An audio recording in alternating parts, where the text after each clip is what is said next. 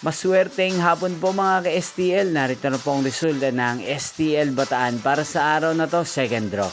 July 1, 2025, araw ng Martes. Naway ang mga natayan niyo pong mga numero kanina ay manalo nawa ngayong hapong ito, 4 PM. Kaya tunin niyo na po ang inyong mga ticket. Narito na po ang resulta. Ang mga numerong nanalo sa STL Bataan ngayong hapong ito, July 1, 2025, 4 PM. Second draw result, 33 at 17. In exact order sa lahat po ng tumaya kanina sa STL Bataan. Para second draw ng 33 at 17. Congrats po sa inyo.